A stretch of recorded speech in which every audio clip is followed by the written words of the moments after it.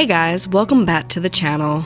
Today we'll take a look into a big man who is a two-time Defensive Player of the Year winner and looking for his third trophy.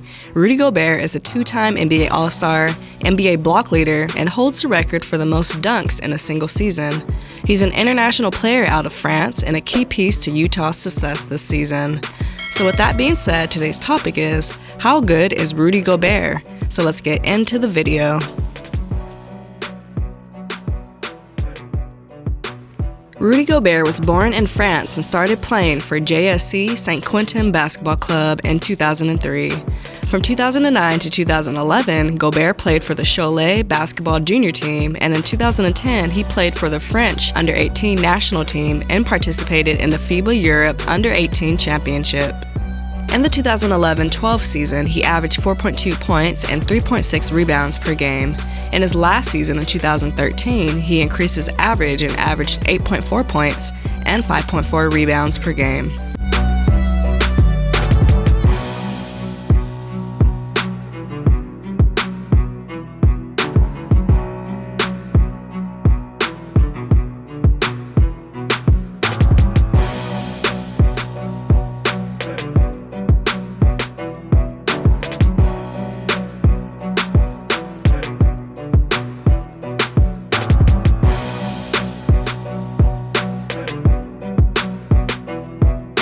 After the 2013 season, Rudy decided to declare for the 2013 NBA Draft. With his 7-foot, 8.5-inch wingspan, standing tall at 7'1", the big man was selected 27th overall by the Denver Nuggets, but later on he was traded to the Utah Jazz. He started his season with the Jazz but was later assigned to play in the Development League. A month later, the Jazz recalled him from the D-League back to the NBA. He didn't have a tremendous rookie season and only played in about half of the regular season games. Main now 7-16, Rudy Gobert, beautiful drop, step, and finish that time. Andre Liggins, a rough shooting night is an understatement. He's 0 for 8 now. Ryan Evans also out on the court with Trey Kelly and A.J. Davis for Sioux Falls. The lob for Gobert, he's got 15 to lead all scorer. Nunnally out of UC Santa Barbara, leaves for Cunningham, inside to Gobert, who lays it in. Nice pass. Through the paint. So going into the 2014-15 season, Gobert played in the Summer League for a second year. He grabbed a career-high 24 rebounds, just short of a franchise record, and also recorded a career-high 20 points twice in this season. His improvements were recognized, and he finished third in the Most Improved Player voting. In the 2015-16 season, Rudy missed some games due to a sprained MCL. In his best game, he scored 18 points and grabbed 18 rebounds and had 5 blocks. In the 2016-17 season, Gobert signed a 4-year contract extension with the Jazz. He became the best paid French athlete ever with his $102 million contract. Rudy started off the season with 25 consecutive games with 10 or more rebounds and 31 double-doubles for the season. He topped his career high and scored 35 points and grabbed 13 rebounds, with 11 of his rebounds being on the offensive end.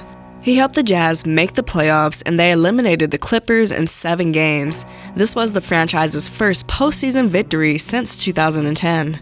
They lost in the second round, but Rudy earned a spot on the NBA All-Defensive First Team. Yep. That will send Bogdanovich to the free throw line, and Rudy Gobert, who is 9th. Yes, the crowd is alive at American Airlines Center. Donovan Mitchell on the stop-and-go drive. Spins inside to Gobert. He'll spin pass. Porzingis! And puts it home with 2 hands. Couple of window opportunities, but they got this one right. I thought he even got fouled on it, but Rudy Gobert is saying, listen, you're coming into me. I'm going to make this one count. Jokic at 2, he's got to go, and Gobert spikes it. See, now that was Jim Jackson on me in pickup ball in Columbus, Ohio at Ohio State. In the 2017-18 season, he tied his career high 25 rebounds, and a couple days later he scored 23 points and grabbed 22 rebounds. Gobert broke the dunk record, passing up Dwight Howard, and ended the season with 306 dunks for the season. Rudy earned his first Defensive Player of the Year trophy and was also the French Player of the Year. Headed into the 2019-20 season, Rudy started off the season strong, averaging 15.7 points and grabbing 14.6 rebounds per game. Him and his teammate Donovan Mitchell earned a spot on the All-Star team for the first time. In March, the OKC Jazz game was postponed because he tested positive for the coronavirus. He didn't take the virus seriously, and in a press conference, he touched every single microphone trying to make a joke of it. The NBA season was suspended, and he apologized for his childish behavior after.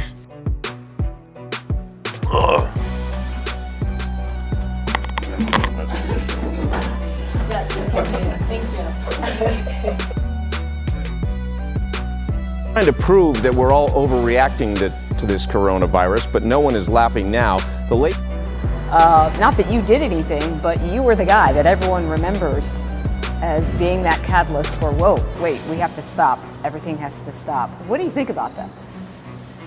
I mean, my positive test was kind of the domino that made, out of silver and then all the other sports league to kind of shut down. I mean, European football leagues already shut down a few days before that, but in America, in North America, like that was the first domino to fall, and I think a lot of guys probably had it before, but I was the first to test positive, and I think that was a good start. That was a good sign.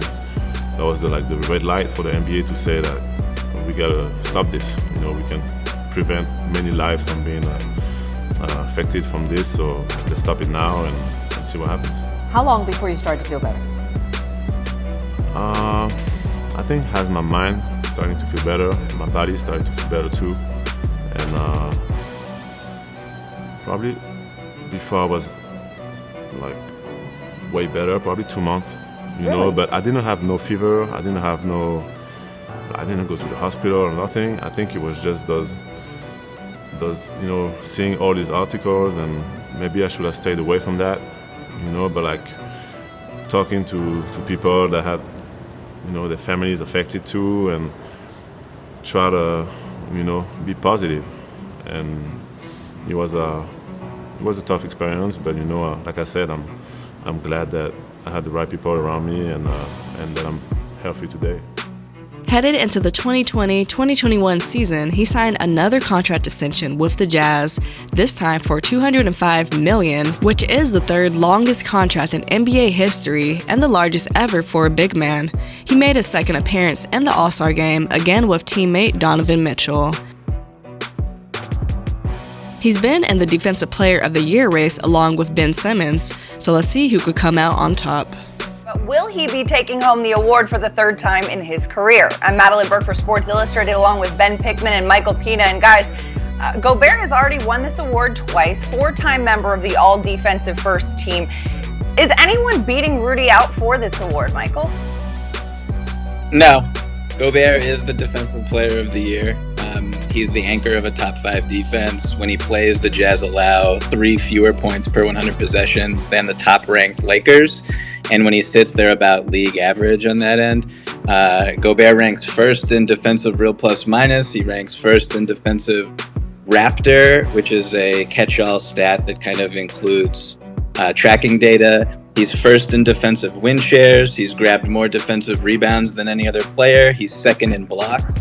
There are 217 players in the league this season who've appeared in at least 30 games while averaging 20 or more minutes. And only 2 of those players have a better defensive rating than Gobert, Alex Caruso and Mike Conley. And Mike Conley plays all of his minutes with Gobert. So this season, he's averaging 14.3 points and grabbing 13.3 rebounds per game. The Jazz are first in the West with 50 wins and 18 losses. Rudy Gobert and Donovan Mitchell have their hands full this postseason, but do you think the Jazz have a chance to win the title? Or do you think Gobert can beat out Simmons for the Defensive Player of the Year trophy? Let us know what you think in the comments below. Thanks for tuning in to watch today's video. If you enjoyed it, hit that like button, subscribe to the channel, and I'll see you next time. And a terrific young player with speed. There's a lob. Joe, Rudy, deadly combo. And it feels like another road game, but not for Utah thus far in the first quarter. But here's that beautiful lob, and over the shoulders, over the head for 2. Yeah, not for those two. I mean, they are so familiar.